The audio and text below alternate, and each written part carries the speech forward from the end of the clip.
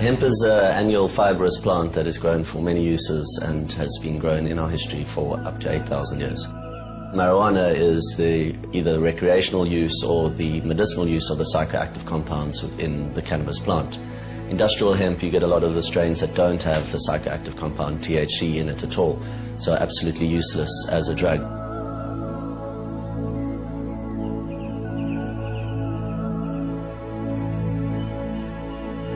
The history of hemp has been traced back to China to 6,000 to 8,000 BC, and it is thought of to be the first plant cultivated by man for fiber uses.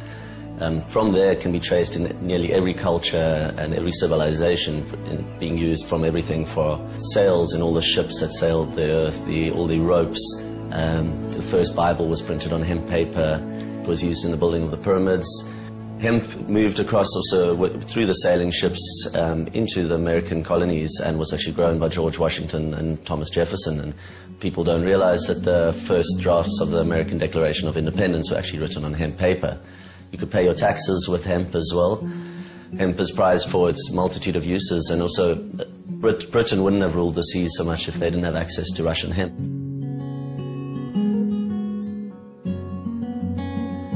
Throughout history, hemp had a very big role in industry, but towards the sort of beginning of the 20th century, it started losing a little bit of market share to cotton, because the hemp fiber it's quite hard to get off the stalk.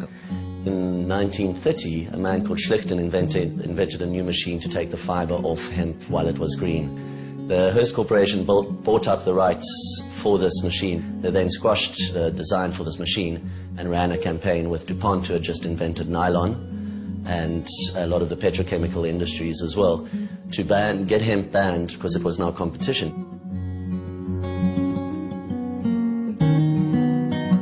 The history is quite involved, but when you look at the facts, there's no ways that this plant is criminalized because a part of it can be abused. It is because of its threat to major corporations and big business.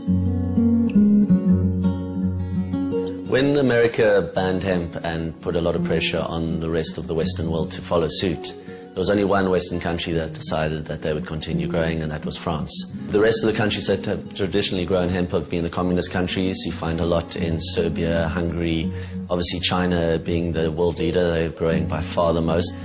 Since the 1990s, there's been a resurgence in the West, and Canada was the first major country that changed, and now they're growing 50,000 hectares at the moment. The UK has now got licenses. Germany, Austria, Switzerland, Australia, New Zealand is looking at changing laws. The major use that most people know these days is for the textiles.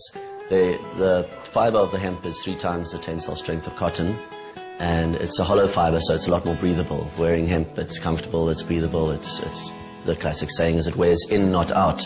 The other uses that are coming up in France, they're developing the building industry.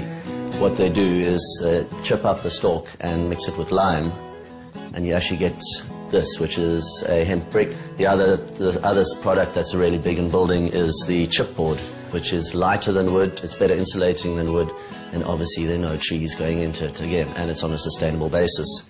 Big opportunity for Africa is the nutrition side of hemp.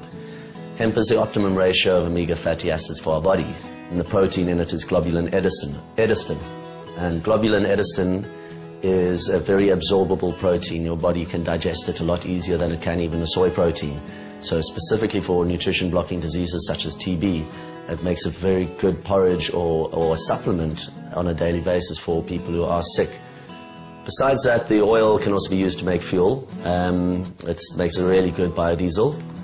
Another very important use for hemp is paper. It makes up to 4 times as much pulp per acre as trees, and obviously on a sustainable basis. You're getting, after 4 to 6 months, a yield of pulp instead of waiting for 6 to 8 years or even longer for trees. There's now hemp plastic as well, this is amazing. This is coming out of Australia now. People don't realize that up to 50% of our oil goes into making plastics. And even if we stop driving cars today, it wouldn't sort out our fuel problem and our oil problem in the Middle East. So this technology is really exciting.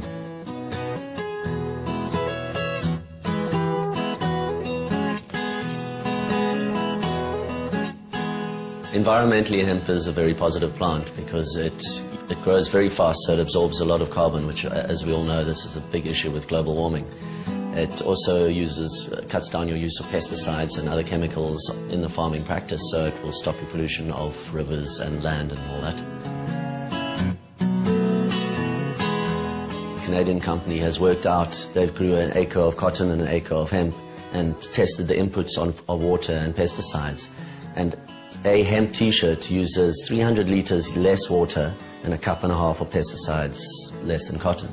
So that is amazing. That you can actually see the effects immediately on planet saving and costs reduction for a farmer to grow hemp versus cotton.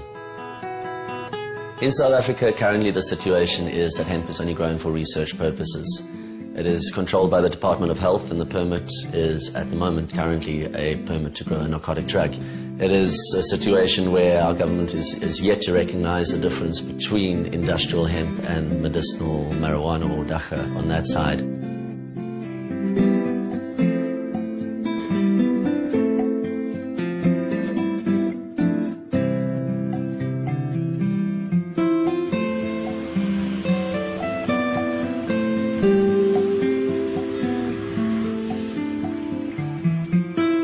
We as Emporium see our role as very much as an educational tool at the moment.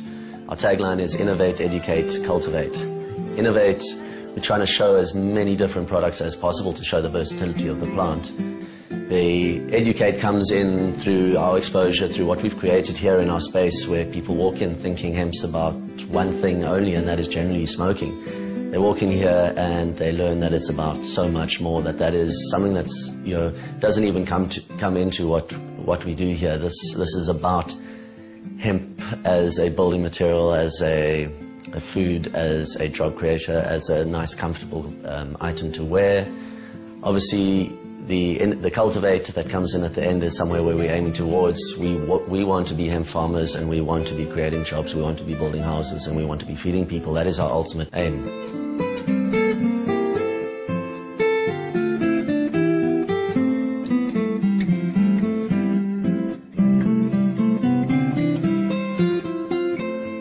I feel there's a big future for hemp in South Africa in the way that the solutions it offers are so much more needed here than they are in any of the first world countries.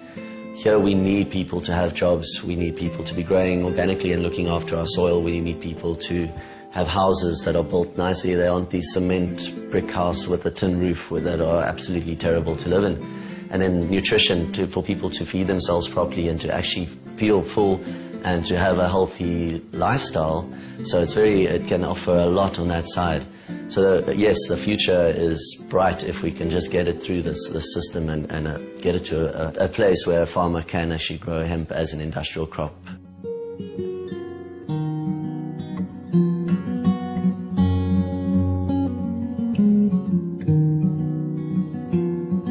I believe the hemp plant has an energy, especially because there are so many people across the planet that are fighting for its liberation. There are people who are really putting a lot of energy in educating and showing people the potential for this plant, and it is a plant that has been done an injustice. So wearing it has spirit as well, because you feel in your spirit that you are making a difference, not only in your showing to yourself or to your friends or educating people as to what you're wearing, but also in the environmental side, in the consciousness that you have saved pesticides, you have saved water as well. Usually you'll find people who are more spiritual will seek out a product such as hemp because they are now thinking, and consciousness is basically thinking and becoming aware, and very much aware of what you put on your body or what you put in your body and what you do to your immediate surroundings and the planet as a whole.